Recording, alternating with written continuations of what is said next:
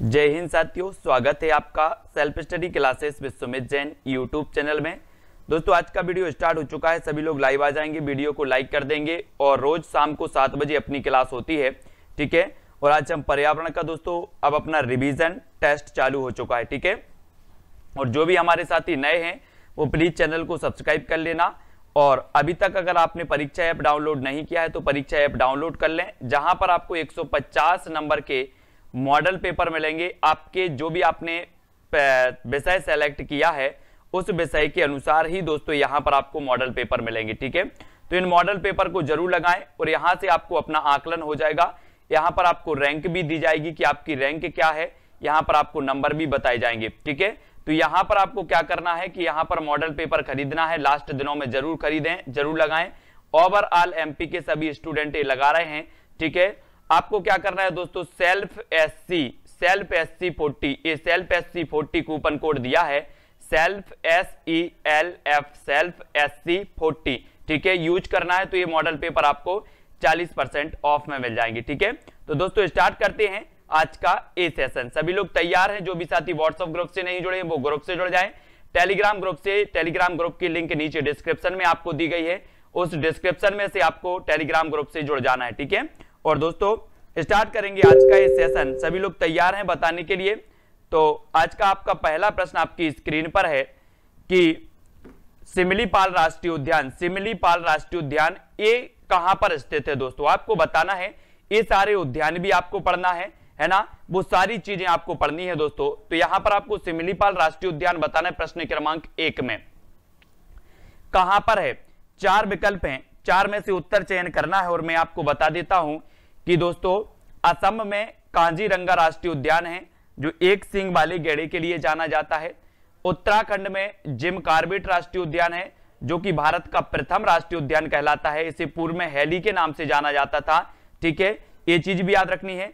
और जो सिमिलीपाल राष्ट्रीय उद्यान है ये कहां पर है, उड़ीसा में है। उड़ीसा में नंदनकानन भी है, सिमिलीपाल भी है और भीतरकनिका भी है, ठीक है, ये तीनों याद रख लेना है उड़ीसा के माध्यम से। और यहां पर चिल्का झील भी है उड़ीसा में, ठीक है, और हीराकुंड बांध भी बना है, ये आप याद रखेंगे, ठीक है। बात करें मध्य प्रदेश की तो मध्य प्रदेश में 12 राष्ट्रीय उद्यान है दोस्तों। अभी 2018 में बनाया गया था कौन सा, पालपुर कूनो बनाया गया था जो कि कहां पर है, मध्य प्रदेश के श्योपुर में है, ठीक है, ये भी याद रखना है। और दोस्तों ये एशियाई शेरों का प्रजनन केंद्र है पालपुर कूनो, ठीक है। मध्य प्रदेश का सबसे बड़ा राष्ट्रीय उद्यान कान्हा राष्ट्रीय उद्यान है, ठीक है, ये मध्य प्रदेश का प्रथम राष्ट्रीय उद्यान है, ये चीज भी आपको याद रख लेना है। और यहां पर दोस्तों हालो घाटी है। हालो घाटी अगर आपसे पूछा जाए कि हालो घाटी मध्य प्रदेश में कहां पर है और बंजर घाटी कहां पर है, तो हालो घाटी और बंजर घाटी ये दोनों ही दोस्तों मध्य प्रदेश के कान्हा राष्ट्रीय उद्यान में है, ठीक है। तो ये चीज भी आपको मध्य प्रदेश के बारे में याद रखना है। फिर बात करें कि ये आपका उड़ीसा है, ये यहां पर आपका दोस्तों नंदनकानन है, भीतरकनिका है, इनको देख लेना, ठीक है। अगला है विश्व जैव विविधता दिवस कब मनाया जाता है, विश्व जैव विविधता दिवस। अब आपको पता है कि हमारे भारत में जैव विविधता के 4 हॉटस्पॉट क्षेत्र हैं, ठीक है, 4 हॉटस्पॉट क्षेत्र है। 4 में से अगर हम बात करें कि सबसे प्रसिद्ध जो माना जाता है वो माना जाता है पश्चिमी घाट, है ना। और पश्चिमी घाट जो है वो पश्चिमी घाट केरल के आसपास आता है ऐसे करके, है ना। और दोस्तों ये जैव विविधता दिवस जो मनाया जाता है वो मनाया जाता है अपना कब, 22 मई को, है ना। 22 मई आप सभी लोग चयन करते जाएंगे, ये नंबर 22 नंबर आप 22 मई को आपका बिल्कुल सही हो जाएगा, ठीक है। अब आपको बताना 22 अप्रैल को क्या मनाया जाता है, 22 मार्च को क्या मनाया जाता है, फटाफट से ये 3 तत्व और आपको बताना है। 22 मई को आपका जैव विविधता दिवस हो गया, है ना। 22 अप्रैल को विश्व पृथ्वी दिवस आपका हो गया। 22 मार्च को क्या हो गया, विश्व जल संरक्षण दिवस हो गया। तो ये 22-22 वाला जो चक्कर है इसको आपको याद रख लेना है, कंफ्यूज नहीं होना कभी।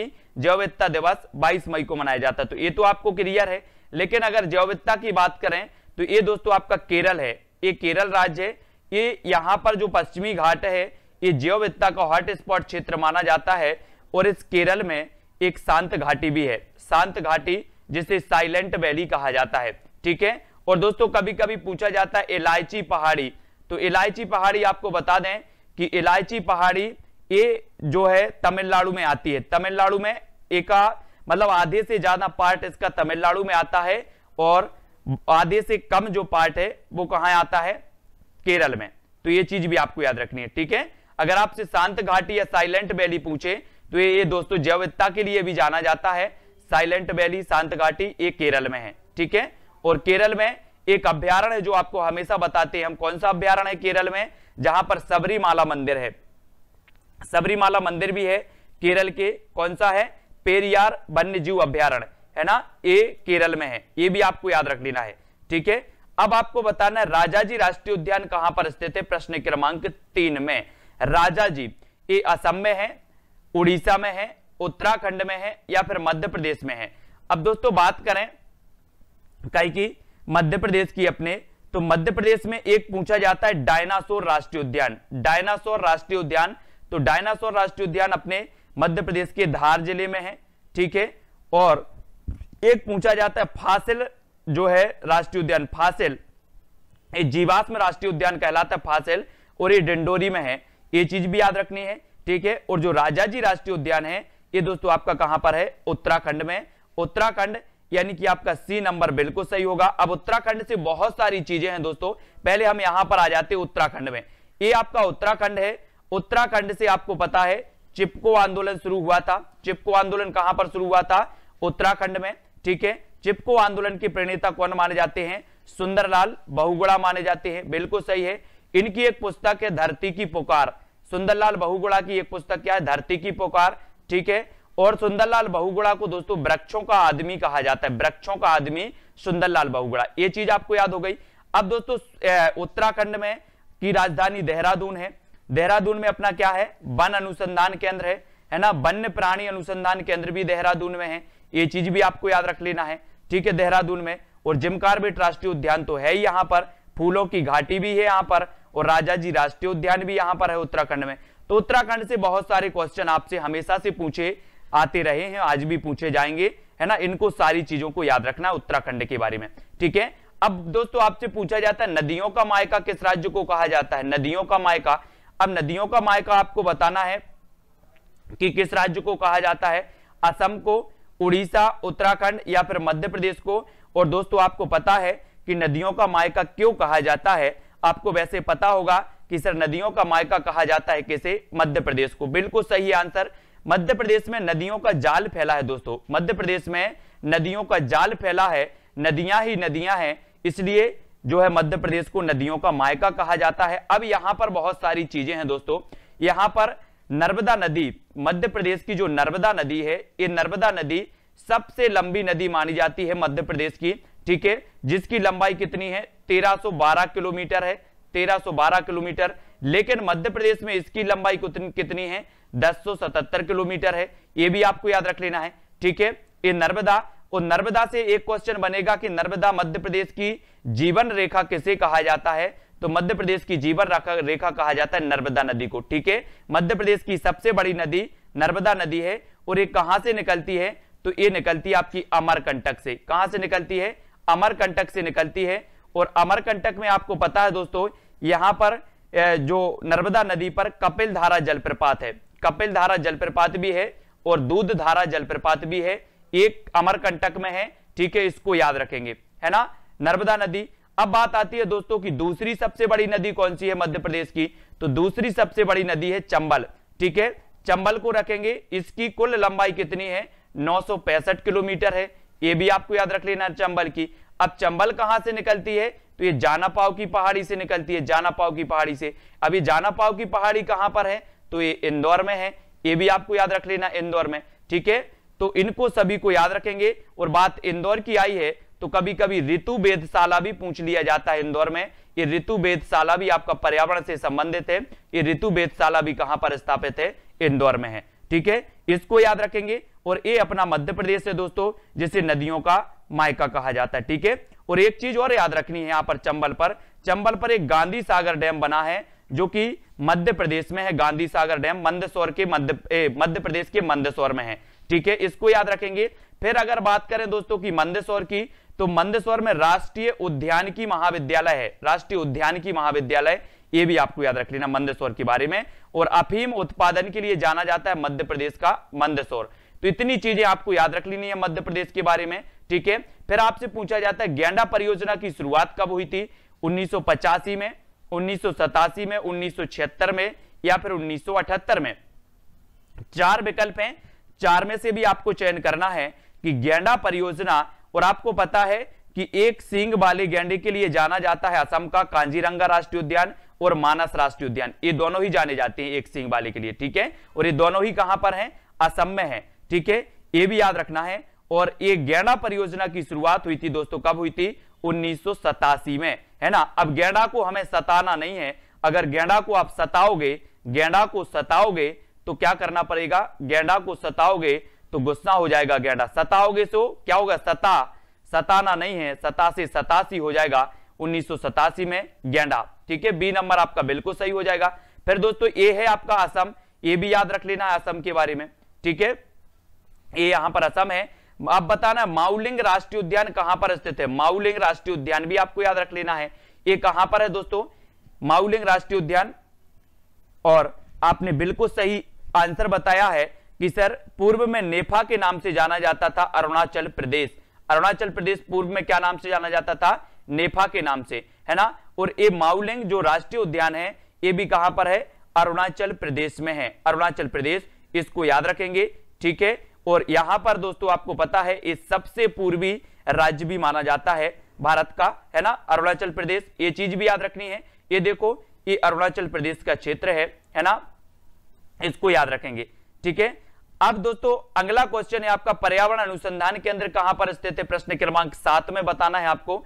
पर्यावरण अनुसंधान केंद्र नागपुर में, उत्तराखंड में, उत्तर प्रदेश या फिर मध्य प्रदेश में। अब दोस्तों मध्य प्रदेश का भी आपको पर्यावरण पढ़ना है, जिसमें आपको राष्ट्रीय उद्यान आनी चाहिए, अभ्यारण्य आनी चाहिए, नदियां भी आपको आनी चाहिए मध्य प्रदेश की, ठीक है। मध्य प्रदेश में बहुत सारे ऐसे संस्थान हैं जो कि दोस्तों कृषि से संबंधित संस्थान भी हैं, है ना, वन से संबंधित संस्थान भी है, जैसे आपदा प्रबंधन संस्थान, वन प्रबंध संस्थान, वन अनुसंधान संस्थान, है ना, ये संस्थान भी आपको याद रखना है। इनके मुख्यालय कहां पर है, ये भी आपके पर्यावरण से रिलेटेड माने जाएंगे, ठीक है।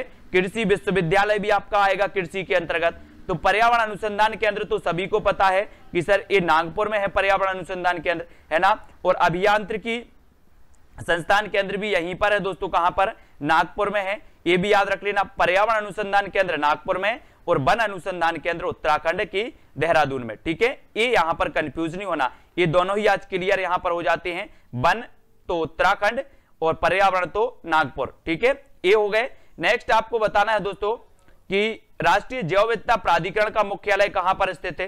राष्ट्रीय जैव विविधता प्राधिकरण, हमने पढ़ा था कि जो जैव विविधता है, जैव विविधता दिवस 22 मई को मनाते हैं, बिल्कुल सही है।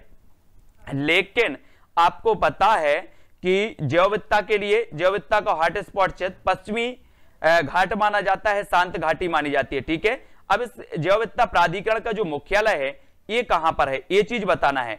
तो हमने पढ़ा था कि सर ये कहां पर है, ये है आपका कहां पर, तमिलनाडु में, तमिलनाडु, यानी कि आपका बी नंबर बिल्कुल सही हो जाएगा दोस्तों, ठीक है। ये तमिलनाडु में आपका जैव विविधता का हॉटस्पॉट, ठीक है, जैव विविधता का हॉटस्पॉट तमिलनाडु में है, ठीक है। अब आपको जैव विविधता बढ़ाना है, जैव विविधता बढ़ानी है तो क्या करनी पड़ेगी, जीवों को लाड़ू खिलाना पड़ेगा। लाड़ू बोले सर हम जीवों को लाड़ू खिलाएंगे तो ये जैव विविधता बढ़ेगी। तो जैव विविधता का जो प्राधिकरण है, जो प्राधिकरण का मुख्यालय है वो तमिलनाडु में है, तमिलनाडु, इसको याद रखेंगे। तमिलनाडु को कैसे भी याद रख लेना रिलेट करके, ठीक है। और ये आपका तमिलनाडु है, ठीक है। यहां पर इलायची पहाड़ी भी है, नीलगिरी की पहाड़ी पर, ठीक है। विश्व बाघ दिवस कब मनाया जाता है दोस्तों, ये तो पूछे ही जाते हैं क्वेश्चन, यहां से आपको पता होगा। विश्व बाघ दिवस बताना है। अब देखो यहां से आपके 3-4 प्रश्न क्लियर होंगे, कैसे होंगे। हमने देखा कि सर 5 जून को विश्व पर्यावरण दिवस मनाया जाता है, बिल्कुल करेक्ट आंसर है, ठीक है। 11 जुलाई को विश्व जनसंख्या दिवस मनाया जाता है, बिल्कुल सही आंसर है ना। 29 जुलाई को आपको ही बताना है। और 16 सितंबर को मनाते हैं हम ओजोन दिवस, ठीक है, ये आपको पता है। 16 सितंबर ओजोन दिवस, 29 जुलाई विश्व बाघ दिवस, ठीक है, 29 जुलाई को याद रख लेना, 29, ठीक है, 29 जुलाई को विश्व बाघ दिवस मनाया जाता है, 5 जून को विश्व पर्यावरण दिवस और 11 जुलाई को विश्व जनसंख्या दिवस, ठीक है। तो ये चारों ही दिवस आपको याद होनी चाहिए, इनको सभी लोग याद रखेंगे, ठीक है। अब दोस्तों आगे बढ़ जाते हैं अपन। संयुक्त राष्ट्र पर्यावरण कार्यक्रम की स्थापना कब हुई? यूनाइटेड नेशन एनवायरनमेंट प्रोग्राम यानी कि यूएनईपी। कभी कभी आपसे पूछा जाएगा कि यूएनईपी का फुल फॉर्म क्या है, फुल फॉर्म बताना होता है आपको। तो यूनाइटेड नेशन एनवायरनमेंट प्रोग्राम, ठीक है, ये यूएनईपी का दोस्तों फुल फॉर्म होता है। और यूएनईपी का जब भी नाम लिया जाता है तो इसका ये चीज भी आपको पता होनी चाहिए कि इसका मुख्यालय कहां पर है। यूएनईपी का नैरोबी में है और नैरोबी केन्या की राजधानी है, ये चीज भी याद रखनी है। अब संयुक्त राष्ट्र पर्यावरण कार्यक्रम की स्थापना कब हुई, ये चीज आपको पता होनी चाहिए, यानी कि यूएनईपी की स्थापना कब हुई, ये चीज आपको पता होगी। तो दोस्तों आपका सही उत्तर होगा, क्या होगा कि ये 1972 में इसकी स्थापना हुई थी यूएनईपी की। और 193 सदस्य हैं इसके, किसके? कभी कभी सदस्य भी आपसे पूछ लिया जाएगा, अगर डीपली पूछा जाएगा कि यूएनईपी के सदस्य कितने हैं, तो 193 सदस्य हैं। इसका मुख्यालय कहां पर है? तो नैरोबी केन्या में है। इसकी स्थापना कब हुई थी?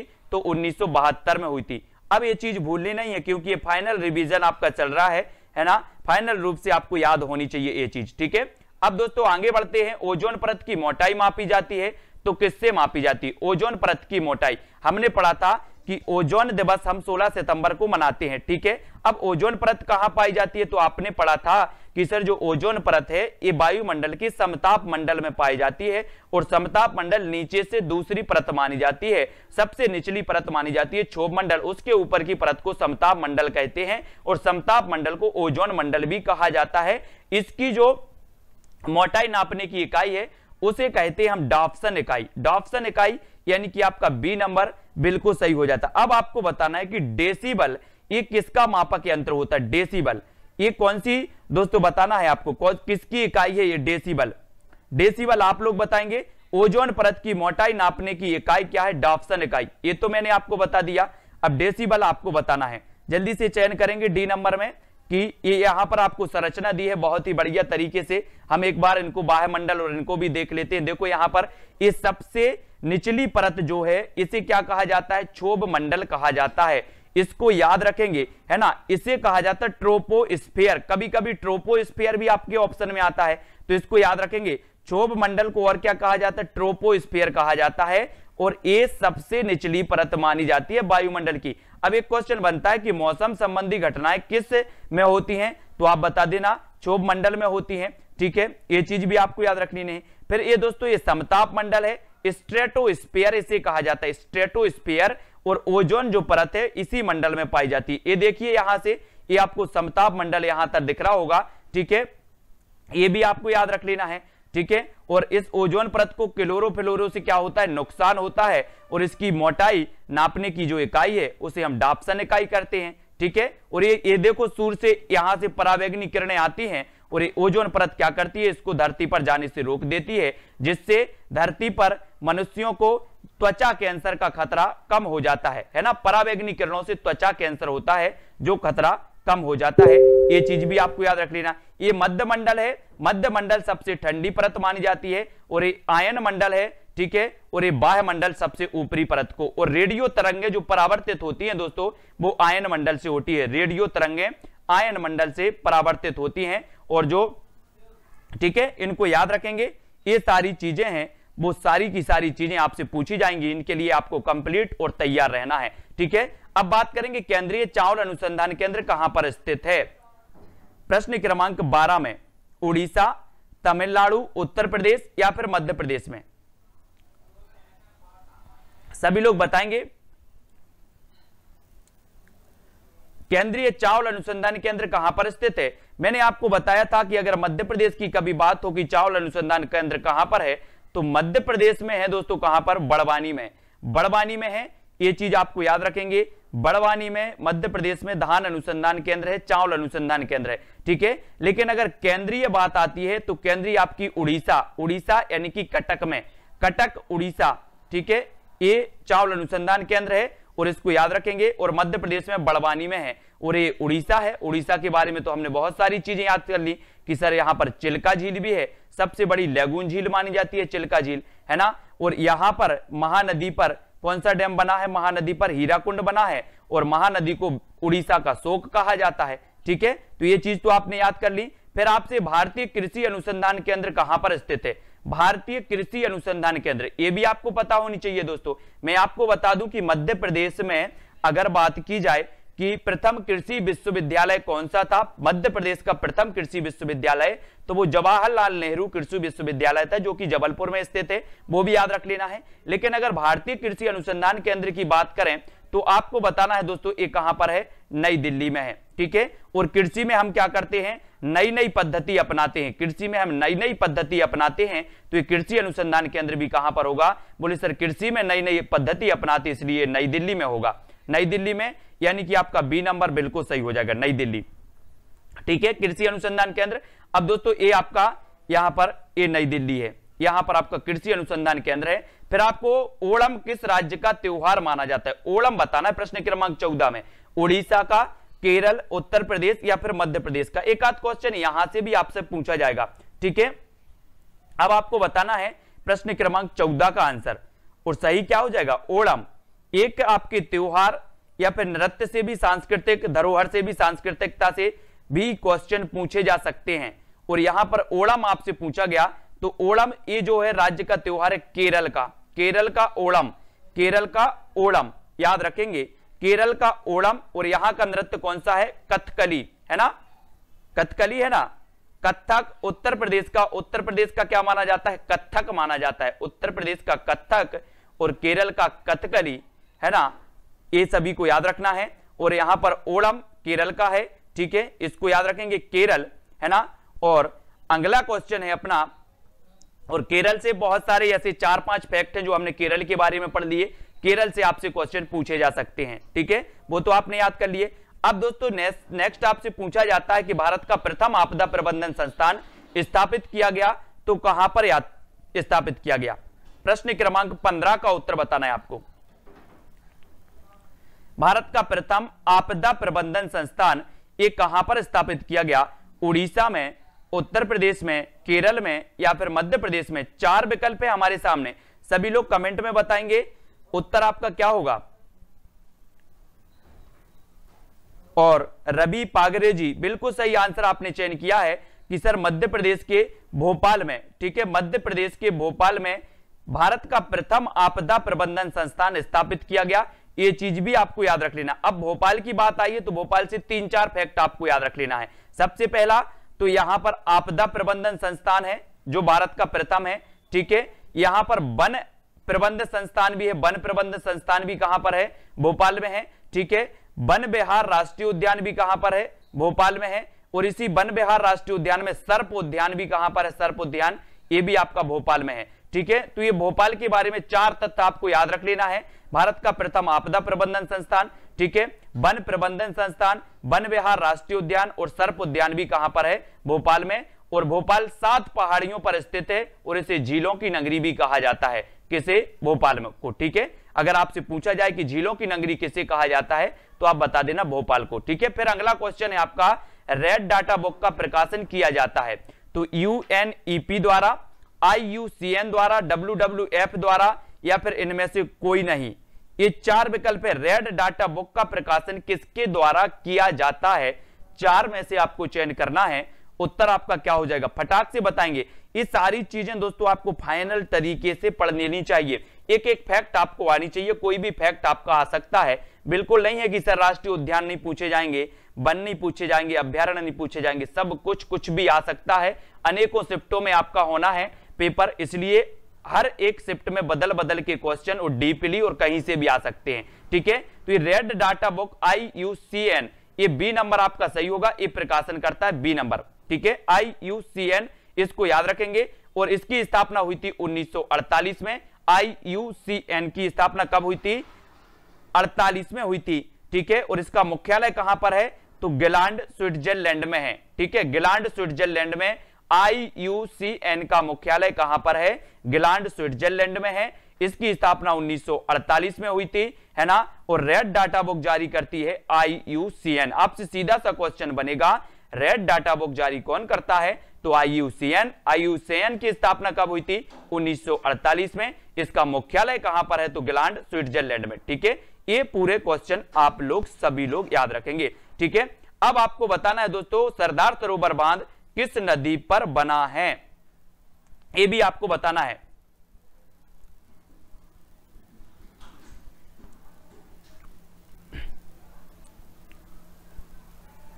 प्रश्न क्रमांक आपका 17 है। 17 में आपको चयन करना है कि सरदार सरोवर बांध किस नदी पर बना है? कोसी नदी पर बना है, नर्मदा पर बना है, गंगा नदी पर बना है या फिर दामोदर पर बना है। तब आपको चयन करना है। 4 विकल्प है प्रश्न क्रमांक 17 में, और 17 का आंसर आपका क्या हो जाएगा? आपने बिल्कुल सही बताया है कि सर जो सरदार सरोवर बांध है ये बना है नर्मदा नदी पर। ठीक है, ये चीज भी याद रखना है, नर्मदा नदी पर। अब ये कहां पर बना है? तो ये नर्मदा नदी पर बना है दोस्तों। कहां पर? गुजरात के नर्मदा जिले में। गुजरात के नर्मदा जिले में ये बना है ना।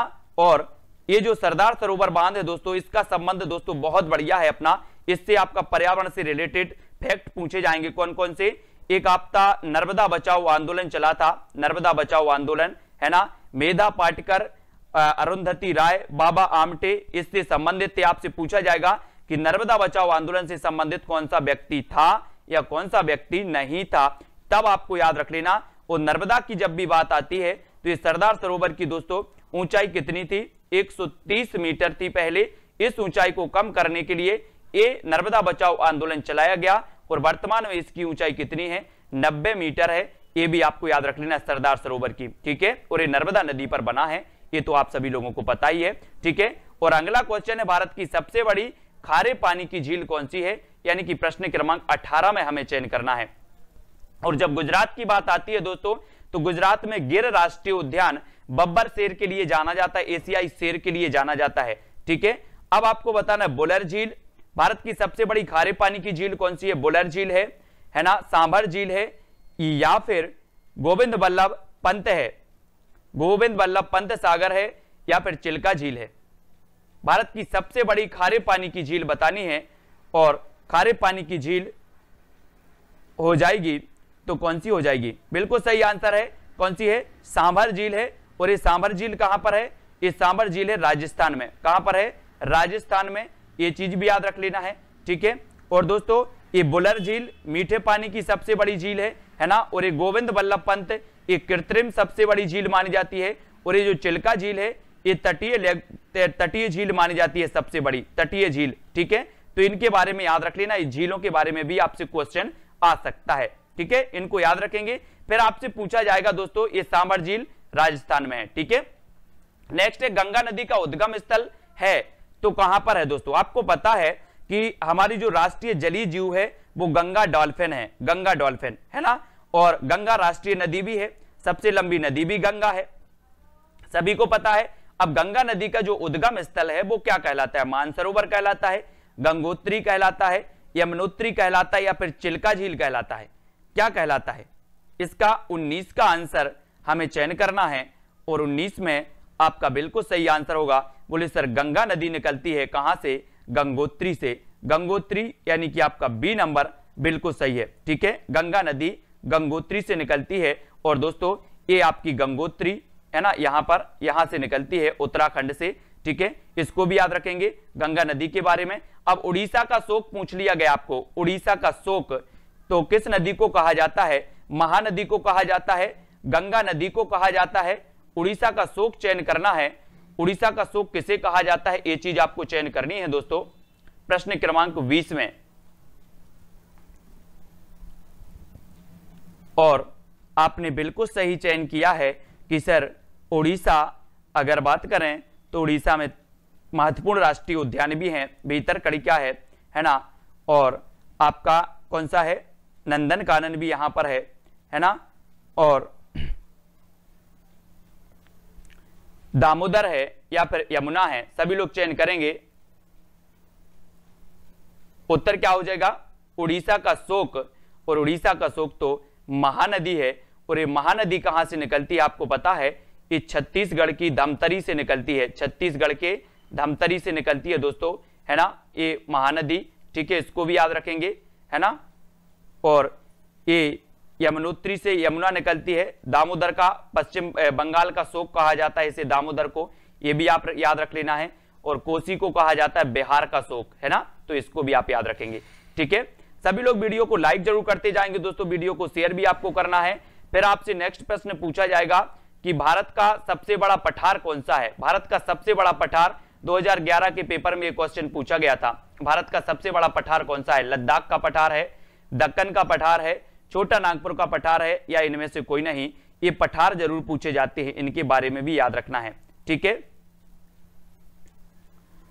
हाँ, बाढ़ आने से नुकसान होता है, इसलिए इसे शोक कहा जाता है। बहुत भयंकर बाढ़ आती है ना, और नुकसान होता है, और इसके बाढ़ आने से जब व्यक्तियों को तकलीफ होती है, नुकसान होता है, तो व्यक्ति शोक करते हैं, इसलिए शोक भी कहा जाता है इनको, है ना। और भारत का सबसे बड़ा पठार माना जाता है दोस्तों आपका कौन सा? ये दक्कन का पठार। दक्कन का पठार ये भारत का सबसे बड़ा पठार है, इसको याद रखेंगे, ठीक है। और आपको पता है ये लद्दाख का पठार ये ठंडा माना जाता है, ठंडा मरुस्थल भी यहां पर है लद्दाख में, है ना, इसको भी याद रखेंगे। छोटा नागपुर की पठार की सबसे ऊंची चोटी है पारसनाथ, है ना, ये भी याद रखेंगे, छोटा नागपुर का पठार, ठीक है। और दक्कन का पठार तो याद रखेंगे ही आपको। अब कैसे याद रखोगे? बोले बड़ा सा ढक्कन, दक्कन से बनेगा ढक्कन, और बड़ा सा ढक्कन ढाको, कोई भी चीज में बड़ा सा ढक्कन ढाक के रखो, तो बड़ा सा ढक्कन, तो बड़ा सा ढक्कन यानी कि ढक्कन क्या है? बड़ा है, इस प्रकार से याद रखेंगे। और ये देखो, ये आपको मैप में दिख रहा होगा, ये है दक्कन का पठार, ये भारत का सबसे बड़ा पठार माना जाता है दोस्तों, है ना, दक्कन का पठार, इसको याद रखेंगे। और लोकटक झील कहां पर स्थित है? ये बताना है आपको प्रश्न क्रमांक 2 में। लोकटक झील जम्मू कश्मीर में, उड़ीसा में, मणिपुर या फिर राजस्थान में, कहां पर स्थित है लोकटक झील? और आपने बताया कि सर जो लोकटक झील है इसमें कैम लमझाओ तैरता हुआ राष्ट्रीय उद्यान है, एकमात्र तैरता हुआ राष्ट्रीय उद्यान है, कहां पर? लोकटक झील में, है ना। और लोकटक झील आपकी कहां पर है? तो ये है आपकी मणिपुर में। कहां पर है? मणिपुर। और ये आपका मणिपुर है जहां पर लोकटक झील है, और इसी लोकटक झील में दोस्तों तैरता हुआ राष्ट्रीय उद्यान कैम लमझाओ, केवल लमझाओ इस प्रकार से बोला जाता है उसको। तो ये डी नंबर आपको चयन करना है। सभी लोग वीडियो को लाइक कर देंगे साथियों। और ये मणिपुर है आपका, यहां पर देखो मणिपुर, जहां पर लोकटक झील है, कैम लमझाओ राष्ट्रीय उद्यान भी है, ठीक है। वृद्ध गंगा या फिर दक्षिण की गंगा किस नदी को कहा जाता है? प्रश्न क्रमांक 3 में आपको चयन करना है, किसे कहा जाता है? गंगा को कहा जाता है, गोदावरी को कहा जाता है, नर्मदा या फिर महानदी को कहा जाता है? दक्षिण की गंगा या फिर वृद्ध गंगा। और ये जो दोस्तों क्या है, त्र्यंबक की पहाड़ी है ना, नासिक के निकट से निकलती है, कौन सी निकलती है? जल्दी से कमेंट में लिखेंगे सभी। हाकम जी, मिस ललिता, टीना जी और माही जी, चंद्रशेखर। प्रश्न क्रमांक 3 का आपका सही उत्तर होगा कि सर दक्षिण की गंगा या फिर वृद्ध गंगा कहा जाता है गोदावरी को, है ना, गोदावरी यानी कि बी नंबर, ठीक है, बी नंबर आपका बिल्कुल सही होगा, ठीक है। और दोस्तों ये आपकी यहां से निकलती है त्र्यंबक पहाड़ी से गोदावरी, है ना, नासिक के निकट से। नेक्स्ट है पश्चिम की ओर बहने वाली नदी कौन सी है? पश्चिम की ओर बहने वाली नदी बतानी है। और एक चीज और पूछा जाता है क्वेश्चन, कौन सी ऐसी नदियां हैं, निम्न में से बताइए कौन सी ऐसी नदी है जो डेल्टा नहीं बनाती? ऐसी कौन सी नदी है जो डेल्टा नहीं बनाती? ये चीज भी आपसे पूछा जाता है, ठीक है। तो डेल्टा नहीं बनाती कौन कौन सी? नर्मदा और ताप्ती। नर्मदा और ताप्ती ये दो नदियां डेल्टा नहीं बनाती, इनको भी याद रख लेना है। ये पश्चिम की ओर बहती हैं और जाके अरब सागर में गिरती हैं खंबात की खाड़ी में, तो ये क्या बनाती हैं? एस्चुरी बनाती हैं, एस्चुरी। तो इसको याद रखेंगे। ये नर्मदा आपका बिल्कुल सही होगा, है ना, और ताप्ती भी होगा, यानी कि दोनों सही है। ये पश्चिम की ओर बहती हैं। ताप्ती नदी निकलती है दोस्तों मध्य प्रदेश के बैतूल जिला के मुल्ताई से निकलती है। कहां से निकलती है? मुल्ताई से, इसको याद रखेंगे, है ना। बैतूल की मुल्ताई से ताप्ती निकलती है, अनूपपुर के अमरकंटक से नर्मदा निकलती है, और दोनों ही पश्चिम की ओर बहती हैं और दोनों ही डेल्टा नहीं बनाती, इनको याद रखेंगे, ठीक है। और अगला है ब्रह्मपुत्र नदी को तिब्बत में किस नाम से जाना जाता है? प्रश्न क्रमांक 5 में पद्मा के नाम से, ब्रह्मपुत्र के नाम से, सांगपो या फिर माजुली। ये दोस्तों आपका पूरा भारत का जो छुटपुट पर्यावरण था उसके बारे में आज हम बहुत बढ़िया तरीके से पढ़ रहे हैं, इसको जान रहे हैं, ठीक है। छुटपुट जो भारत के विभिन्न खंडों से, भूगोल से लेकर के भौगोलिक पर्यावरण, है ना, ये अपन ने आज बहुत ही अच्छे से इनको पढ़ लिया, इनको भूलना नहीं है। यहां से कोई भी क्वेश्चन आपका आ सकता है। ब्रह्मपुत्र नदी को तिब्बत में किस नाम से जाना जाता है, ये चीज आपको बतानी है। और दोस्तों ये जाना जाता है किस नाम से? तिब्बत की बात आती है तो तिब्बत में जाना जाता है सांगपो के नाम से जाना जाता है, ठीक है। बी नंबर आपका सांगपो बिल्कुल सही होगा, है ना, ब्रह्मपुत्र नदी की अगर बात होती है तो ब्रह्मपुत्र नदी में दोस्तों विश्व का सबसे बड़ा नदी द्वीप है माजुली द्वीप, है ना।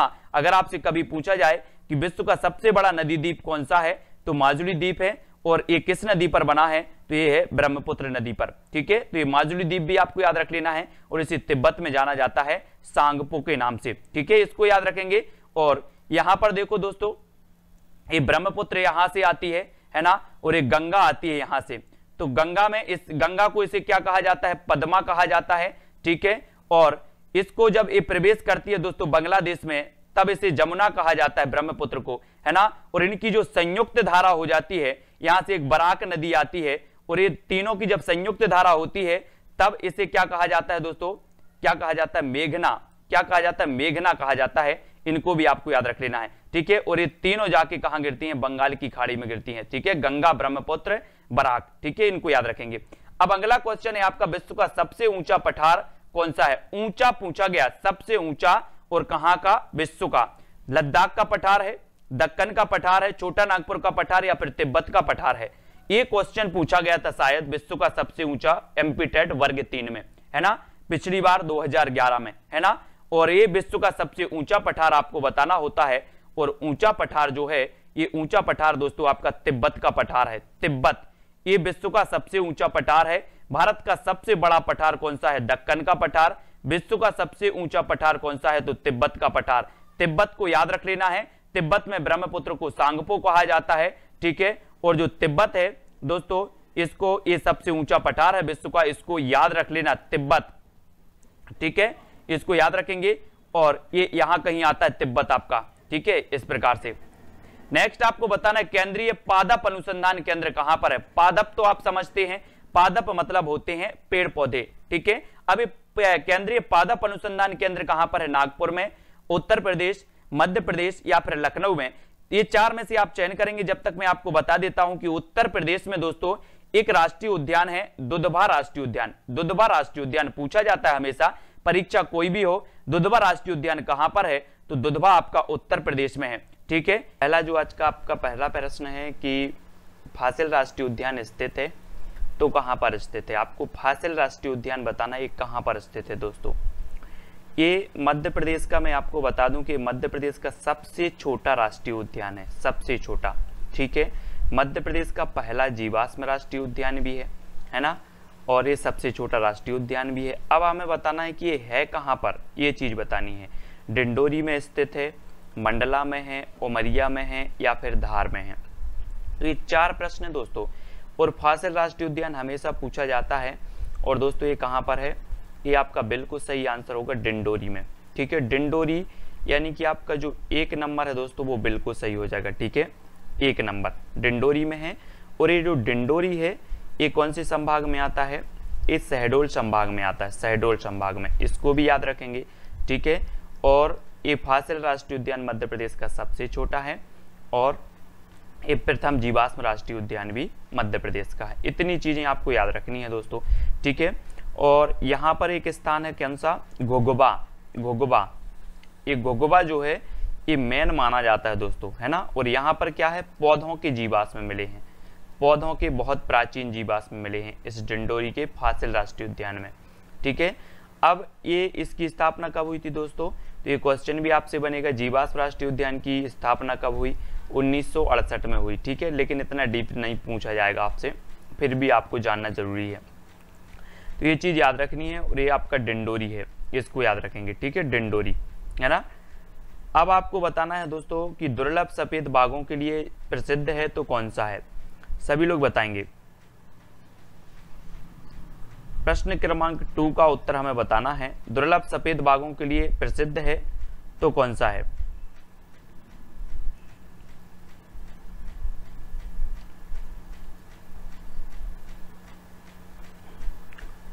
इस सफेद बाघों के लिए प्रसिद्ध माना जाता है तो कौन सा माना जाता है, नंदनकानन माना जाता है, बांधवगढ़, दोनों, या फिर कोई नहीं।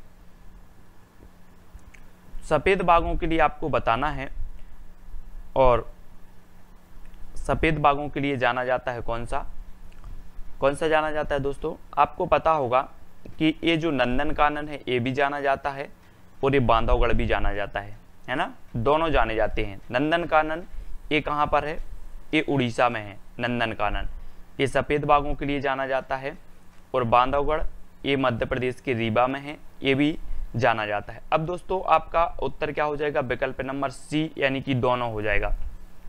ठीक है, दोनों सही होगा, नंदनकानन भी और बांधवगढ़ भी। ठीक है, अब आपसे पूछा जाएगा कि नंदनकानन राष्ट्रीय उद्यान कहाँ पर है जो सफ़ेद बाघों के लिए जाना जाता है, तो आप बता देना उड़ीसा।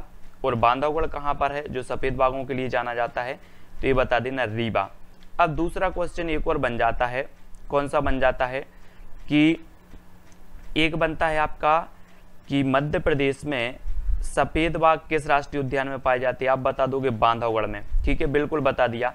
अब सफ़ेद शेरों की भूमि किसे कहा जाता है, तो सफ़ेद शेरों की भूमि कहा जाता है रीवा को, ये याद रख लेना। ठीक है, लेकिन अगर पूछा जाए कि बांधवगढ़ राष्ट्रीय उद्यान कहाँ पर है, तो बांधवगढ़ राष्ट्रीय उद्यान आपका कहाँ पर हो जाएगा दोस्तों, बांधवगढ़ राष्ट्रीय उद्यान होगा कहाँ पर, उमरिया में। ये मध्य प्रदेश, और मध्य प्रदेश के उमरिया में दोस्तों क्या है अपना बांधवगढ़ राष्ट्रीय उद्यान है। ठीक है, और ये नंदनकानन कहाँ पर है, उड़ीसा में है। इतनी चीज़ें आपको याद रखनी है। ठीक है दोस्तों, एक चीज़ है उड़ीसा में एक कटक है, कटक चावल अनुसंधान केंद्र के लिए जाना जाता है। ठीक है, उड़ीसा में एक और क्वेश्चन बनता है कि जो है हीराकुंड बांध किस नदी पर बना है, हीराकुंड बांध, तो ये उड़ीसा की महानदी पर बना है ना। और एक और क्वेश्चन पूछा जाता है कि उड़ीसा का शोक किसे कहा जाता है, तो उड़ीसा का शोक कहा जाता है महानदी को, ये भी आपको याद रख लेना है। ठीक है, अब ये महानदी कहाँ से निकलती है, तो ये महानदी निकलती है दोस्तों आपकी छत्तीसगढ़ की, यहाँ से धमतरी से निकलती है। कहाँ से, धमतरी से निकलती है, ये भी आपको याद रख लेना है, धमतरी, छत्तीसगढ़ की धमतरी से। ठीक है, तो ये बांधवगढ़ के बारे में इतनी चीज़ें आपको याद रख लेना है। ठीक है ना, हाँ ठीक है ललिता जी, शिवानी जी। अब हमें बताना भारत में बाघ परियोजना का शुभारंभ हुआ तो कब हुआ, प्रश्न क्रमांक 3 में हमें चयन करना है। भारत में बाघ परियोजना का शुभारंभ कब हुआ, 1973, 1972, 1974 या फिर 1975 में। भारत में बताना है दोस्तों बाघ परियोजना यानी कि टाइगर प्रोजेक्ट, जिसे आप टाइगर प्रोजेक्ट बोलते हो। ठीक है, टाइगर के संरक्षण के लिए ये प्रोजेक्ट चलाया गया, यानी कि इनका संरक्षण किया जाना था। ठीक है, अब आपको पता होनी चाहिए कि ये जो भारत में बाघ परियोजना का शुभारंभ हुआ था ये कब हुआ था। ठीक है, एक क्वेश्चन आपका ऐसा बनेगा, आपने बता दिया कि सर 1973 में। ठीक है, बाघ परियोजना का शुभारंभ हुआ 1973 में, ये चीज तो आपको पता हो गई।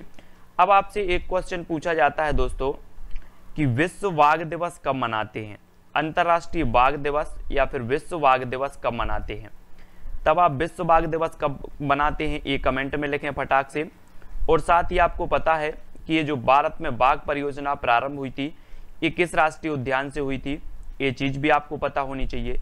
तो दोस्तों उत्तराखंड में एक राष्ट्रीय उद्यान है, कौन सा राष्ट्रीय उद्यान है, जिम कॉर्बेट राष्ट्रीय उद्यान है ना, जिम कॉर्बेट राष्ट्रीय उद्यान है।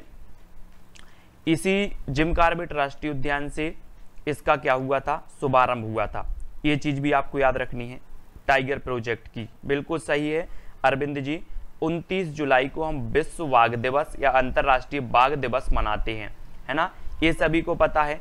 भारत में इस बाघ टाइगर प्रोजेक्ट की शुरुआत हुई जिम कॉर्बेट राष्ट्रीय उद्यान से। ठीक है, अभी जिम कॉर्बेट राष्ट्रीय उद्यान भारत का प्रथम राष्ट्रीय उद्यान है, ये चीज भी आपको याद रखनी है।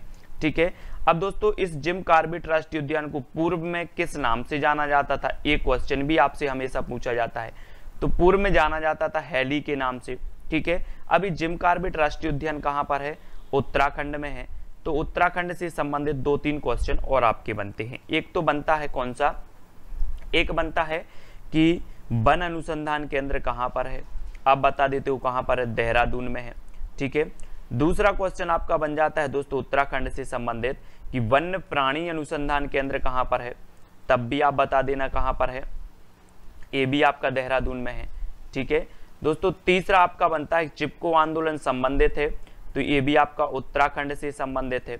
ठीक है, तो उत्तराखंड से संबंधित ये 5-6 प्रश्न आपके बनेंगे जो सभी लोगों को याद रखना है। ठीक है, हैली के नाम से जाना जाता था, है ना, उत्तराखंड में बिल्कुल सही है। तो अधिकांश लोगों ने बिल्कुल सही बता दिए दोस्तों।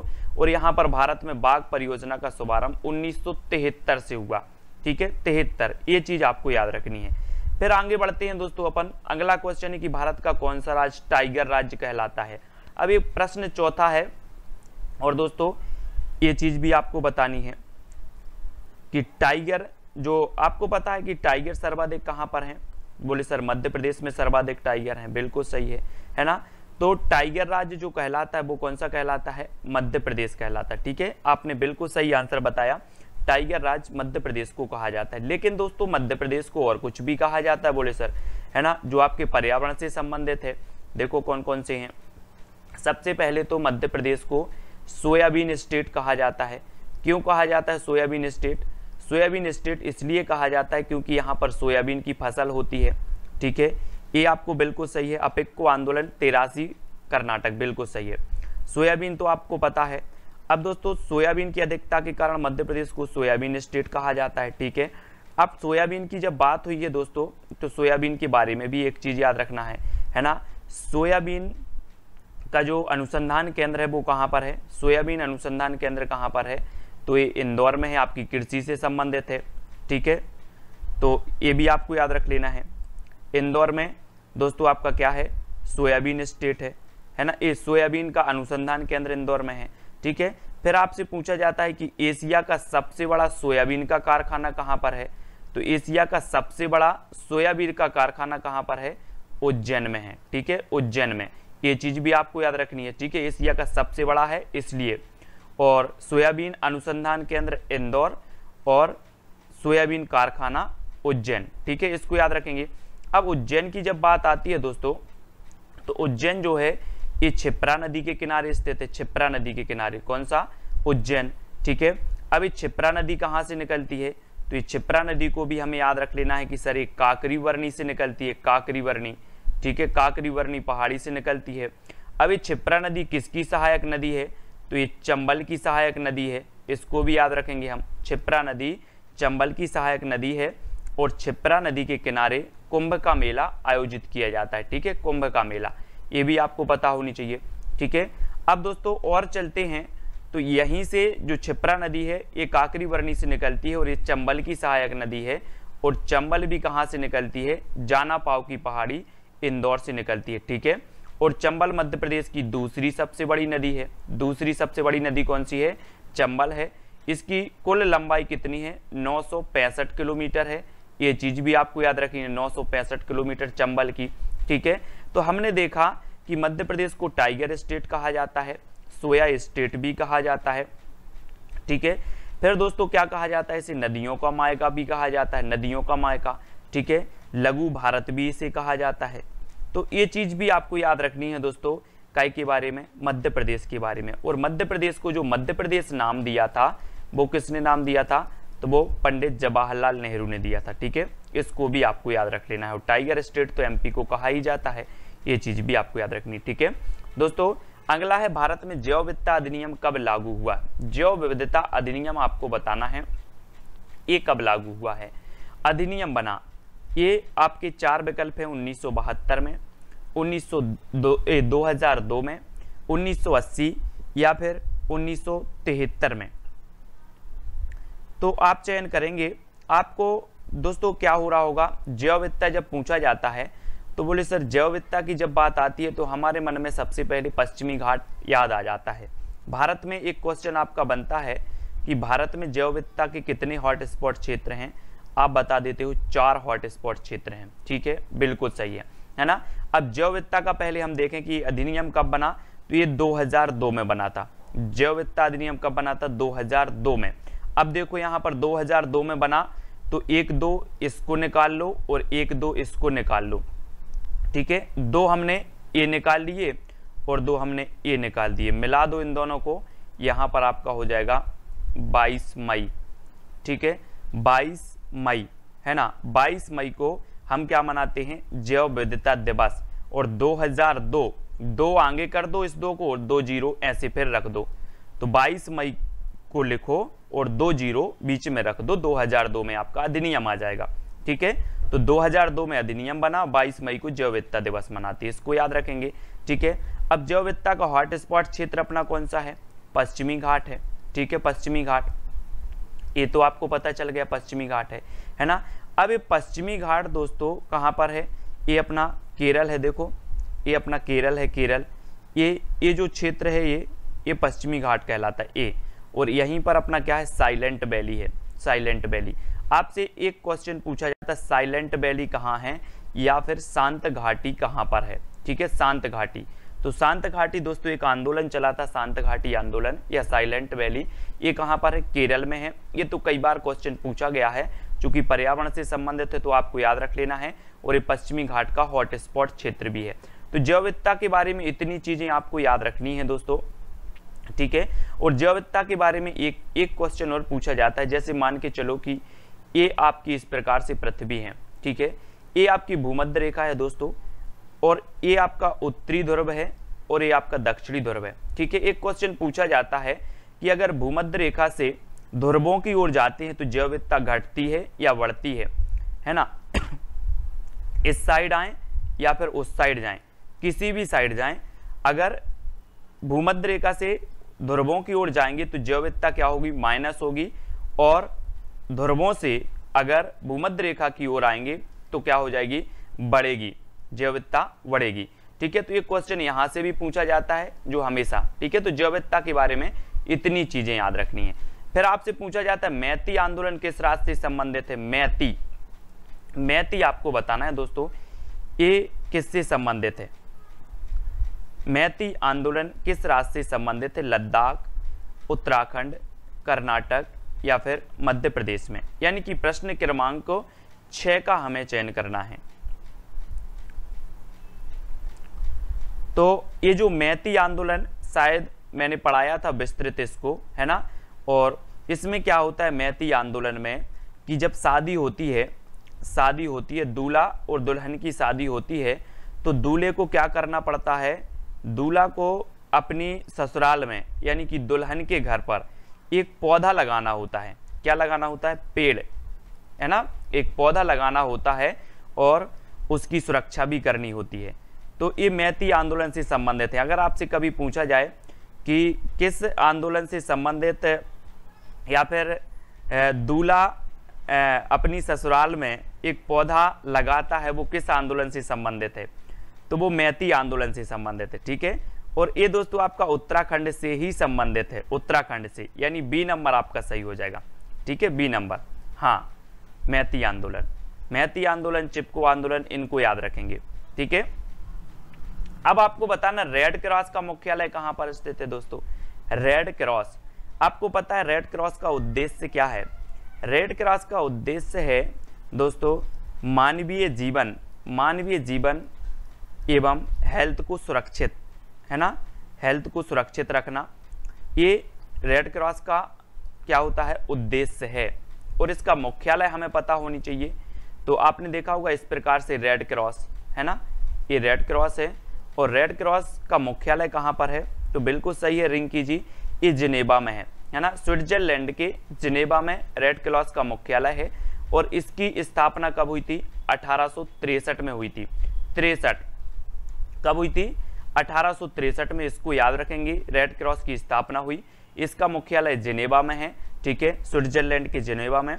और इसका उद्देश्य है कि मानवीय जिंदगी को क्या करना, सुरक्षित रखना, हेल्थ को सुरक्षित रखना।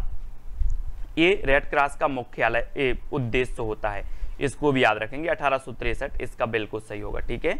विश्व वानिकी दिवस मनाया जाता है तो कब मनाया जाता है, प्रश्न क्रमांक 8 में हमें चयन करना है। विश्व वानिकी दिवस 22 मई को, 21 मार्च, 22 अप्रैल, 22 मार्च को कब मनाया जाता है दोस्तों, विश्व वानिकी दिवस।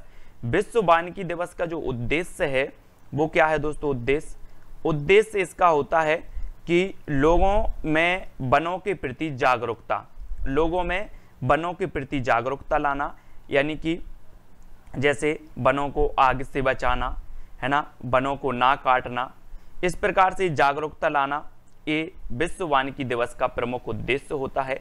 और ये दोस्तों कब मनाया जाता है, ये चीज आपको पता होनी चाहिए। ऋतु त्रिपाठी जी बिल्कुल सही है, 21 मार्च को मनाया जाता है। 21 मार्च को विश्व वानिकी दिवस मनाया जाता है, ठीक है। 22 मार्च को विश्व जल संरक्षण दिवस मनाया जाता है, आपको बिल्कुल सही है, ठीक है। 22 मई को जैव विविधता दिवस मनाया जाता है, 22 अप्रैल को विश्व पृथ्वी दिवस मनाया जाता है। तो ये 22 वाला आंकड़ा सभी लोग याद रखेंगे, ठीक है, 22 वाला। अब दोस्तों ये जो 21 मार्च है, ये 21 मार्च को हम विश्व वानिकी दिवस मनाते हैं, और ये दोस्तों क्या यूएनईपी द्वारा मनाया जाता है, ये चीज भी आपको याद रख लेना है, ठीक है, यूएनईपी द्वारा। और ये दोस्तों यूएनईपी का जो मुख्यालय है वो कहाँ पर है, नैरोबी में, ये चीज भी आपको याद रख लेनी है। और दोस्तों ये नैरोबी कहाँ पर है, केन्या में, केन्या की राजधानी नैरोबी में यूएनईपी का मुख्यालय है ना। और विश्व वानिकी दिवस 21 मार्च को मनाते हैं, ठीक है, जिसका उद्देश्य होता है कि वनों के प्रति लोगों में जागरूकता पैदा करना। विश्व पर्यावरण संरक्षण दिवस मनाया जाता है, तो कब मनाया जाता है, विश्व पर्यावरण संरक्षण दिवस, ये हमें बताना है दोस्तों। तो ये संरक्षण दिवस आपको बताना है 7 अप्रैल, 5 जून, 16 सितंबर, 26 नवंबर। तो ये चीज भी आपको बतानी है, बिल्कुल सही रितु जी, यूनाइटेड नेशन एनवायरनमेंट प्रोग्राम, बिल्कुल यूएनईपी का कभी कभी शॉर्ट फुल फॉर्म भी पूछ लिया जाता है, तो फुल फॉर्म भी आपको याद होनी चाहिए, ठीक है। अब विश्व पर्यावरण संरक्षण दिवस तो आपको पता ही है। बोले सर पर्यावरण दिवस हम मनाते हैं, देखो 9 का बी बता दिया अधिकांश लोगों ने, अभी भी बहुत सारे लोग कंफ्यूजन है। देखो विश्व पर्यावरण दिवस 5 जून, विश्व पर्यावरण दिवस 5 जून, जो लोग बी बता रहे हैं वो थोड़ा सा गौर से सुन लेंगे, है ना। विश्व पर्यावरण दिवस 5 जून, है ना। विश्व पर्यावरण संरक्षण दिवस 26 नवंबर, ठीक है, संरक्षण दिवस 26 नवंबर, विश्व पर्यावरण दिवस 5 जून, इसको याद रखेंगे। यहाँ बहुत सारे लोग कंफ्यूज हैं, और जिन्होंने नहीं पढ़ा है वो गलत करके आते हैं। अब जिन्होंने बी बताया तब वो अपना गलत नहीं करेंगे कभी। विश्व पर्यावरण दिवस 5 जून, विश्व पर्यावरण संरक्षण दिवस 26 नवंबर को, ठीक है। और 7 अप्रैल को हम विश्व स्वास्थ्य दिवस मनाते हैं, 16 सितंबर को हम विश्व ओजोन दिवस मनाते हैं। ये चीज सभी को पता है दोस्तों। आपको पता है कि 1972 में एक सम्मेलन हुआ था, पर्यावरण का प्रथम सम्मेलन हुआ था 1972 में, स्टॉकहोम सम्मेलन हुआ था। सभी को पता है स्टॉकहोम सम्मेलन कब हुआ था, 1972 में हुआ था, ठीक है। और ये पर्यावरण का प्रथम सम्मेलन था, पर्यावरण का ऐसा प्रथम सम्मेलन था जिसमें ये बात कही गई कि क्या पर्यावरण का संरक्षण होना चाहिए, ठीक है। तभी से ये 26 नवंबर को क्या मनाने लगे हम, विश्व पर्यावरण संरक्षण दिवस 26 नवंबर को, ठीक है। और ये 1972 में हुआ था, पर्यावरण का प्रथम सम्मेलन था ये स्टॉकहोम सम्मेलन, ये चीज भी आपको याद रख लेनी है, ठीक है। और ये 26 नवंबर आपको याद रखना है। फिर डॉल्फिन मैन ऑफ इंडिया कहा जाता है, तो किसे कहा जाता है, dolphin man of India Kailash Sankhla को कहा जाता है, रविंद्र कुमार सिन्हा को कहा जाता है, सलीम अली या फिर डॉक्टर रामदेव मिश्रा को। तो ये चीज भी आपको याद रख लेना है, ठीक है। कैसे याद रखेंगे, ये यहाँ से क्वेश्चन भी आपको बनते हैं दोस्तों। और यहाँ जल्दी से कमेंट में लिखें सभी लोग उत्तर, आपका सही आंसर क्या हो जाएगा कि डॉल्फिन मैन ऑफ इंडिया है, डॉल्फिन मैन ऑफ इंडिया वो किसे कहा जाता है, किसे कहा जाता है, रविंद्र कुमार सिन्हा को, ठीक है। रविंद्र कुमार सिन्हा को डॉल्फिन मैन ऑफ इंडिया कहा जाता है। ये तो बी नंबर आपका बिल्कुल सही है, दीपा यादव जी, है ना, बी नंबर सही हो जाएगा। फिर एक क्वेश्चन पूछा जाता है दोस्तों, भारतीय पारिस्थितिकी का जनक किसे कहा जाता है, भारतीय पारिस्थितिकी का जनक किसे कहा जाता है, तो आप बता देना डॉक्टर रामदेव मिश्रा को, ठीक है। भारतीय पारिस्थितिकी का जनक प्रोफेसर डॉक्टर रामदेव मिश्रा, ठीक है। रविंद्र कुमार सिन्हा को डॉल्फिन मैन ऑफ इंडिया। फिर डॉल्फिन मैन के बाद टाइगर मैन ऑफ इंडिया कहा जाता है, तो किसे कहा जाता है, कैलाश सांखला को, है ना। और वर्ल्ड मैन ऑफ इंडिया कहा जाता है सलीम अली को। ये चारों क्वेश्चन आपसे पूछे जाएंगे दोस्तों, है ना, चारों क्वेश्चन आपको तैयार रहना है इसके लिए, है ना। तो ये डॉल्फिन मैन और टाइगर मैन, भारतीय पारिस्थितिकी के जनक, इनको आप याद रखेंगे बहुत अच्छे से, ठीक है। अब दोस्तों यहां पर हम आते, स्टॉकहोम सम्मेलन कब हुआ था, स्टॉकहोम सम्मेलन तो आपको पता ही चल गया, ये कब हुआ था,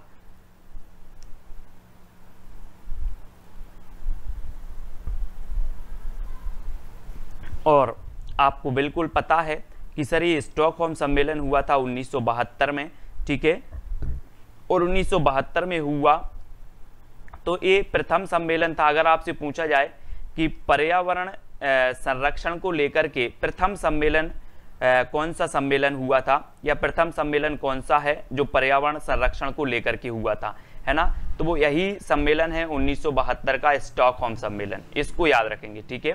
1972 में आपको पता है कि 1992 में पृथ्वी सम्मेलन हुआ था, है ना, पृथ्वी सम्मेलन हुआ था रियो डी जेनेरियो में, रियो डी जेनेरियो में ये पृथ्वी सम्मेलन हुआ था 1992 में। 1972 में स्टॉकहोम सम्मेलन हुआ था, तो इनको हम याद रखेंगे 1972, ठीक है। अब दोस्तों वियना समझौता 1985 संबंधित है, तो किससे संबंधित है ये हमें बताना। कार्बन उत्सर्जन से संबंधित है, वन संरक्षण से संबंधित है, भूकंप से संबंधित है, ओजोन परत से संबंधित है। वियना समझौता 1985 ये हमें बताना है। और यहाँ पर आपका वियना सम्मेलन बताना है दोस्तों। आपको भूकंप भी पढ़ना है ना, भूकंप भी पढ़ना है, वन संरक्षण से संबंधित क्वेश्चन भी आपके आएंगे, कार्बन उत्सर्जन से भी आएंगे, ओजोन परत से संबंधित भी आएंगे। तब आपका बिल्कुल सही आंसर होगा कि ये जो वियना समझौता हुआ था 1985 में, ये हुआ था दोस्तों ओजोन परत से संबंधित, ठीक है, ओजोन परत से संबंधित हुआ था वियना समझौता। बहुत ही इंपॉर्टेंट क्वेश्चन है दोस्तों, ओजोन परत से संबंधित है ना। वियना समझौता 1985 में ओजोन परत से संबंधित हुआ था। ओजोन परत 16 सितंबर को, विश्व ओजोन दिवस 16 सितंबर को मनाते हैं, आपको पता होगा, ठीक है। ओजोन परत समताप मंडल में पाई जाती है। समताप मंडल में कौन सी परत पाई जाती है? ओजोन परत पाई जाती है। ओजोन परत नापने की जो इकाई है वो कौन सी इकाई है? डॉप्सन इकाई है ना। तो ये ओजोन परत के बारे में आपको याद रख लेना है दोस्तों, ठीक है ना। और ये 1985 में वियना समझौता ओजोन परत को लेकर के हुआ था, ठीक है। तो ये ओजोन परत याद रखेंगे। और बेल्ट घास का मैदान कहाँ पर स्थित है दोस्तों? बेल्ट मैंने आपको याद करवाया था, शायद ट्रिक भी बताई थी कि अगर बेल्ट आ जाए, है ना, बेल्ट आ जाए, बेल्ट, तो मैंने याद करवाया था कि बेल्ट से बनेगा बेल्ट, बेल्ट से बनेगा बेल्ट। और बेल्ट आपको पता है बेल्ट कैसे मिल रहा था? फ्री का, बोले आ फ्री का और जा फ्री का। तो बेल्ट जो है आपको कैसा मिल रहा? फ्री का, बेल्ट मिल रहा फ्री का, सभी लोग ले लेना, है ना। और जो बेल्ट है ये दोस्तों कहाँ पर है? दक्षिण अफ्रीका में। ये घास का मैदान है बेल्ट, इसको याद रखेंगे, दक्षिण अफ्रीका में है। और दोस्तों अफ्रीका की जब बात आती है तो अफ्रीका में पता है सहारा मरुस्थल है, सहारा विश्व का सबसे बड़ा, है ना, कालाहारी मरुस्थल भी है ना। तो दक्षिण अफ्रीका के बारे में अपन को याद रखना है। ये यहाँ पर बेल्ट घास का मैदान है ना। और ये देखो ये दक्षिण अफ्रीका है यहाँ पर, ठीक है। यहाँ पर है आपका कौन सा है दोस्तों? आपका बेल्ट, बेल्ट यहीं पर है, ठीक है, इसको याद रखेंगे। फिर देखो हाथी परियोजना कहाँ से शुरू हुई थी? हाथी परियोजना, हाथी मेरा साथी, ये आपको बताना है।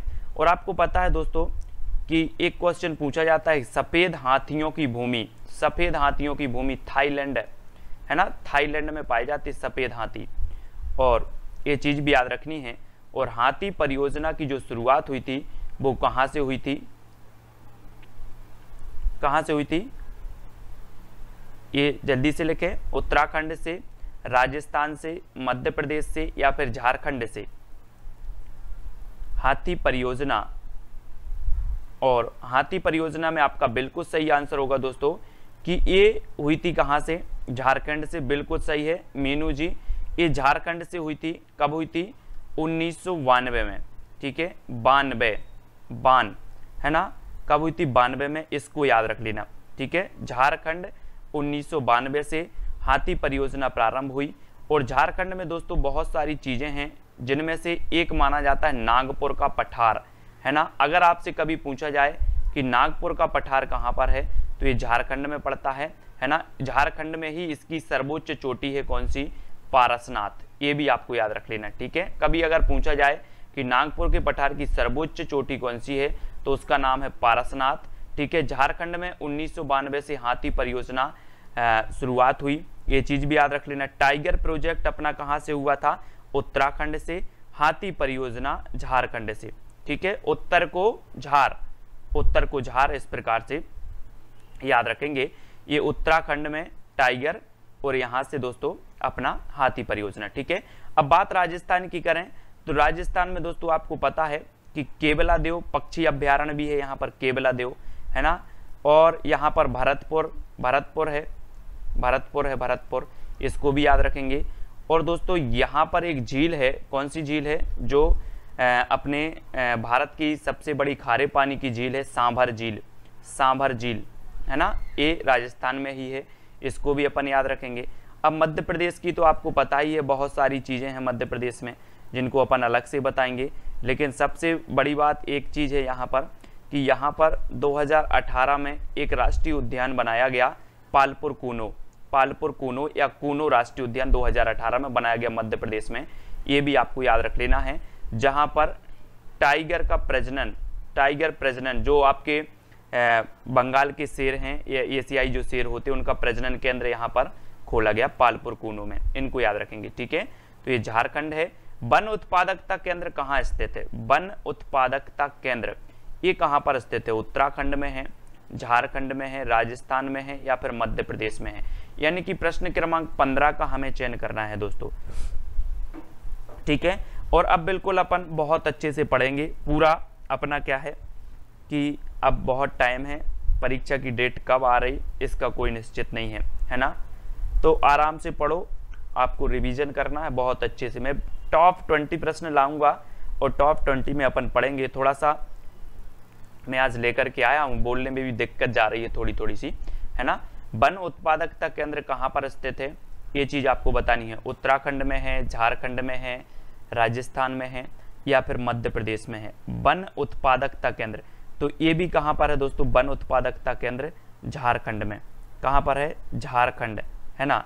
हम बोलते हैं ना झाड़ इस प्रकार से याद रखेंगे, पेड़ जब बड़ा हो जाता है अपन बोलते हैं झाड़ हो गया, झाड़ है ना, झाड़ हो गया, या फिर वन के उत्पादों को झाड़, जैसे कोई इस प्रकार से वृक्ष लगा है ना, जैसे मान के चलो ये आम का वृक्ष है, अब इस प्रकार से आपके आम गिर रहे हैं है ना, तो ये क्या है, वन के उत्पाद हैं बोले, और वन के उत्पाद को झाड़, वन के उत्पाद को झाड़, तो झाड़ से बनेगा झारखंड। तो ये वन उत्पाद केंद्र कहाँ पर है, झारखंड में है। हाथी परियोजना की शुरुआत कहाँ पर हुई, झारखंड से। नागपुर का पठार कहाँ पर है, झारखंड में, ठीक है। ये चीज सभी लोग याद रखेंगे, ठीक है, वन उत्पादकता केंद्र याद रखेंगे। और आपको पता है एक क्वेश्चन और पूछा जाता है, कौन सा, पादप अनुसंधान केंद्र, पादप अनुसंधान केंद्र है ना, इसको भी आपको याद रख लेना है। पादप अनुसंधान केंद्र कहाँ पर है दोस्तों, लखनऊ में है ना, पादप अनुसंधान केंद्र आपका लखनऊ में है, ये भी याद रखना है। और दोस्तों आपको पता है कि यहाँ पर लखनऊ में औषधि अनुसंधान केंद्र भी है, कौन सा है, औषधि अनुसंधान केंद्र भी लखनऊ है, पादप अनुसंधान केंद्र भी लखनऊ है, इनको याद रखेंगे, ठीक है। और वन उत्पादकता केंद्र कहाँ पर है, झारखंड में है, ठीक है, इनको सभी को याद करना है। अब अगला देखते हैं, एशियाई शेरों का घर कहा जाता है तो किसे कहा जाता है, प्रश्न क्रमांक 16 में एशियाई शेरों का घर बताना है दोस्तों, किसे कहा जाता है, जिम कॉर्बेट को। तो यहाँ पर उत्तर भी आपके सामने आ गया है, बोले सर एशियाई शेरों का जो घर कहा जाता है वो कहा जाता है आपके गिर राष्ट्रीय उद्यान को, गिर यानी बी नंबर आपका बिल्कुल सही है, ठीक है। अब ये गिर राष्ट्रीय उद्यान कहाँ पर है दोस्तों, यहाँ पर बब्बर शेर पाए जाते हैं ना, और ये एशियाई शेरों का घर है गिर, तो ये गिर कहाँ पर है, गुजरात में है, कहाँ पर है, गुजरात, इसको याद रखेंगे, ठीक है। गुजरात में क्या है, कच्छ का रण है, एक कच्छ का रण है ना, जहां पर क्या पाए जाते हैं, जंगली गधे पाए जाते हैं, जंगली गधे कच्छ के रण में है ना, और ये गिर गुजरात में है, इसको याद रखेंगे। कान्हा-किसली राष्ट्रीय उद्यान ये कहाँ पर है, तो ये एमपी में है, सभी को पता है, ठीक है। यहाँ पर दोस्तों याद रख लेना है कि कान्हा-किसली राष्ट्रीय उद्यान, देखो सबसे पहले इसे दोस्तों भारत का पहला ऐसा राष्ट्रीय उद्यान है जिसे शुभंकर मिला है अपना, है ना, भूर सिंह शुभंकर इसे मिला है, ये भी याद रख लेना। मध्य प्रदेश का प्रथम टाइगर रिजर्व है, ठीक है, मध्य प्रदेश के मंडला जिला में स्थित है, ये भी याद रख लेना है। मध्य प्रदेश का सबसे बड़ा जो आपका क्या है राष्ट्रीय उद्यान है, ये भी याद रख लेना। टाइगर प्रोजेक्ट भी सबसे पहले चलाया गया कान्हा राष्ट्रीय उद्यान में, ठीक है। और दोस्तों एक आपने वो गाना सुना होगा कि कान्हा ने मारा मिस कॉल, राधा बोले हेलो हेलो, इस प्रकार से क्या आता था, है ना। तो हेलो हेलो से बनता है दोस्तों यहाँ पर हालो घाटी भी है। कौन सी घाटी है, हालो घाटी।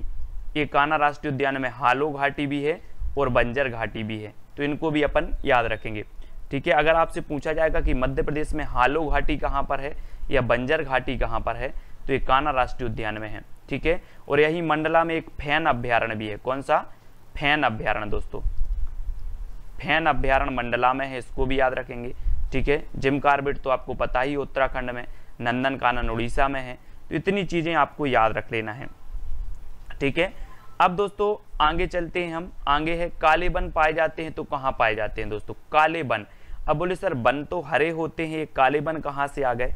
दोस्तों आपने देखा होगा कि वन कहीं कहीं इतने घने होते हैं, इतने घने होते हैं कि वहां पर सूर्य का प्रकाश नहीं पहुंच पाता, है ना। सूर्य का प्रकाश नहीं पहुंचता तो यहाँ पर हमेशा अंधेरा रहता है, अंधेरा रहता है, जिसके कारण इन वनों को, ये वन जो है वो काले काले दिखते हैं। क्या दिखते हैं, काले काले।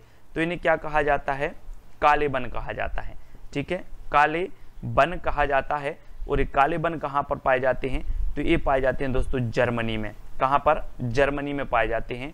ये चीज आपको याद रख लेना है। अगर काले वन आपको देखना है तो मनी रख लो बहुत सारी, है ना, मनी रख लो, फिर अपन चलें जर्मनी, मनी रखो फिर जर्मनी चलें और यहाँ पर काले वन देखें, ठीक है। तो काले वन कहाँ पर हैं, जर्मनी में है। आपने दोस्तों अमेजन के जंगल नाम सुना होगा, जहाँ पर अमेजन नदी है, सबसे चौड़ी नदी भी मानी जाती है ना। अमेजन में दोस्तों बहुत ऐसे घने जंगल होते हैं, घने जंगल होते हैं जहाँ पर सूरज की रोशनी तक नहीं पहुँच पाती, है ना। लेकिन ये जो काले वन है वो कहाँ पाए जाते हैं, जर्मनी में। ये चीज़ आपको याद रखनी है ना। और ये देखो, ये हैं दोस्तों, इसको थोड़ा सा देख लो आप अच्छे से, ये चित्र के माध्यम से आप देखो कितने घने हैं ये पूरे। देखो ये इतने घने हैं कि अपन ने पढ़ा है ना कि सतपुड़ा के घने जंगल ऊँगते अनमने जंगल, है ना। हवा ना धस सको तो धसो इनमें, हवा ना धसती, इस प्रकार से क्या है, ये देखो बहुत घने हैं, इसलिए इन्हें काले, ये काले काले दिखते हैं, काले काले। और ये कहाँ पर हैं, जर्मनी में है। ये चीज भी याद रख लेनी है, ठीक है। काले जंगल कहाँ पर है, जर्मनी, इसको याद रखेंगे, ठीक है। अब देखो हरा सोना की उपमा दी जाती है तो किससे दी जाती है, प्रश्न क्रमांक 18 में पर्वत को दी जाती है ना, मोती को दी जाती है, वन को दी जाती है, या फिर सोना को दी जाती है। तो हरा सोना की उपमा दी जाती है, किसे दी जाती है, संध्या जी, अंजना जी, किसी दी जाती है। तो आपको पता है हरा सोना कहा जाता है वन को, वन को। ये हरे सोने हैं दोस्तों, जिससे व्यक्ति की जिंदगी, है ना, जीव जंतु, जितने भी जीव जंतु हैं वो प्रत्यक्ष और अप्रत्यक्ष रूप से वनों पर ही निर्भर हैं। यानी कि वन ही क्या है, जीवन है दोस्तों। अगर वर्षा भी होती है, जल भी हमें प्राप्त होता है तो हमें वनों के माध्यम से होता है, ठीक है।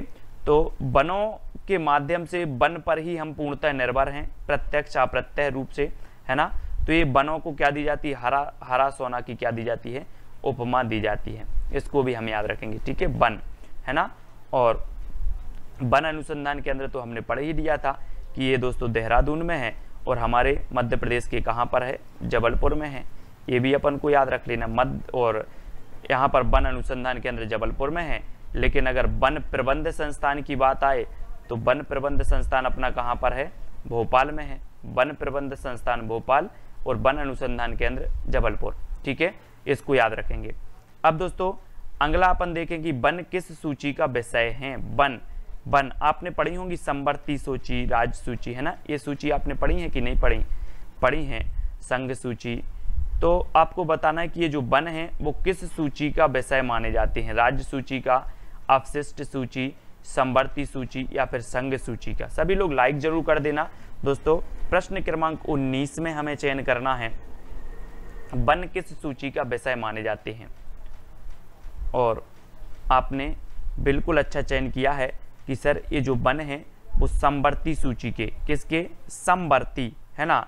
अब आपको पता है कि सर ये जो वन है ये तापमान को कैसा रखते हैं, तापमान को सम रखते हैं, समान रखते हैं, क्या रखते हैं, सम रखते हैं, वन तापमान को सम रखते हैं, है ना, सम रखते हैं, इसलिए समवर्ती सूची में रखे गए हैं, है ना, वन तापमान को सम रखते हैं इसलिए इन्हें समवर्ती सूची में रखा गया है। इस प्रकार से आप याद कर लेना थोड़ा सा। अब इतना तो आपको पता ही है, कॉमन है कि जो वन है वो तापमान को सम रखते हैं, इतनी चीज आपको पता है। सम से आपका हो जाएगा कि सम से बना समवर्ती सूची, इसलिए इन्हें समवर्ती सूची में रखा गया है। ठीक है, इसको याद रखेंगे, हो सकता है क्वेश्चन पूछा जाए। भारतीय वन्यजीव अनुसंधान संस्थान कहाँ पर, वन्यजीव पूछा गया दोस्तों तो आपको बताना है भोपाल में है, देहरादून में है, कोलकाता या फिर नागपुर में है। भारतीय वन्यजीव अनुसंधान केंद्र, तो आपको पता है दोस्तों कि हमने पढ़ा था कि सर वन प्रबंध संस्थान तो भोपाल में है, आपदा प्रबंध संस्थान और वन प्रबंध संस्थान, दो क्वेश्चन आपसे पूछे जाते हैं कि वन प्रबंध संस्थान कहाँ पर है, भोपाल, वन प्रबंध संस्थान भोपाल और आपदा प्रबंध संस्थान भोपाल, है ना। वन्यजीव अनुसंधान केंद्र कहाँ पर है, तो ये देहरादून में है। ठीक है, पर्यावरण अनुसंधान केंद्र कहाँ पर है, नागपुर में है, पर्यावरण। ठीक है, इनको भी हमें याद रखना है। और ये आपका देहरादून है जो उत्तराखंड की राजधानी है, उत्तराखंड की। ठीक है, इसको याद रखेंगे उत्तराखंड के बारे में। यहाँ पर दोस्तों पता है फूलों की घाटी भी उत्तराखंड में है, फूलों की घाटी भी है। राजा जी राष्ट्रीय उद्यान भी यहीं पर है, राजा जी राष्ट्रीय उद्यान, है ना, कहाँ पर, उत्तराखंड में। इनको याद रखेंगे। ठीक है, अब दोस्तों एक प्रश्न है जो आपका लास्ट प्रश्न है, चैलेंज प्रश्न है, केंद्रीय पक्षी शोध संस्थान कहाँ पर स्थित है, केंद्रीय पक्षी शोध संस्थान ये कहाँ पर स्थित है, देहरादून में है, बरेली में है, भोपाल में है या फिर नागपुर में है। यानी कि प्रश्न क्रमांक आपका 21 है और 21 में उत्तर आपको ही कमेंट में लिखना है। इसके बाद सभी लोग लाइक करेंगे। आज हमने दोस्तों 20 प्रश्न के माध्यम से लगभग यहाँ पर 100 प्रश्नों पर चर्चा की होगी, 100 प्रश्नों पर चर्चा की होगी और वो प्रश्न जो आपके एग्जाम में हमेशा पूछे जाते हैं उन प्रश्नों पर आज हमने चर्चा की है।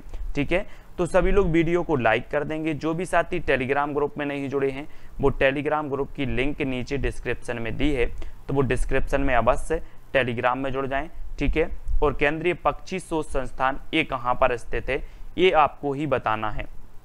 ठीक है, सभी लोग बताएंगे दोस्तों और वीडियो को लाइक और शेयर अवश्य करेंगे। ठीक है, महत्वपूर्ण चीज़ों पर आज हमने चर्चा की है ना। और इसी प्रकार से अब अपनी जो क्लास होगी बिल्कुल एक एक चीज़ मैं आपको बताऊंगा, है ना। अभी तक मैं क्या था कि आप लोगों को एग्जाम की दृष्टि से जल्दबाजी में फटाफट से रिवीजन करते जाओ, वो सारी चीज़ें बताता जाता था जल्दी, लेकिन अब बहुत अच्छे से पढ़ना है। एक एक चीज़ आपको बताऊंगा, जहां ट्रिक निकलेगी ट्रिक से आप लोगों को बताऊंगा।